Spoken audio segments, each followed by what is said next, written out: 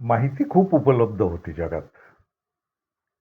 पहिल्यापासून होती आणि जसजशी विज्ञानाची क्रांती होत गेली, तर माहितीची पण क्रांती होत गेली. आता जगातल्या कुठल्याही कोपऱ्यातली माहिती कुठेही पोहोचते आणि सगळ्या विषयांची पोहोचते.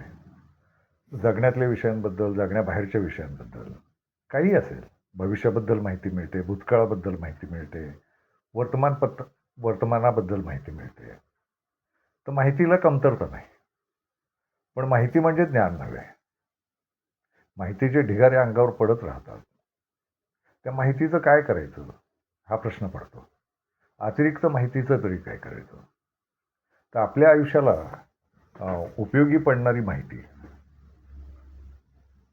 मिळालेल्या माहितीचा आपल्या आयुष्यात अंमल काय करता येईल, त्याला म्हणायचं ज्ञान. ज्ञान ही माहितीची अंमलबजावणी आहे.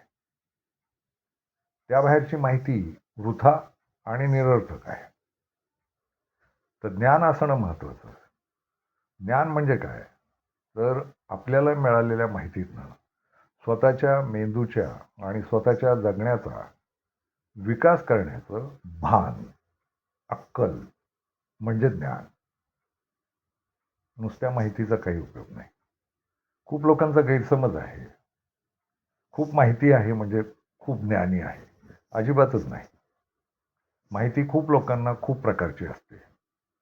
तिची त्या माहितीचं प्रत्यक्ष अंमलबजावणी करायची कशी आणि स्वतःच्या आयुष्यात अंमलात कसं आणायचं आणि स्वतःच्या आयुष्यात अंमलात आणताना आपल्या भोवतीच्या लोकांच्या आयुष्यात त्याचा काय उपयोग होईल, याची नियोजनं, याची आखणी, याचं चातुर्य म्हणजे ज्ञान.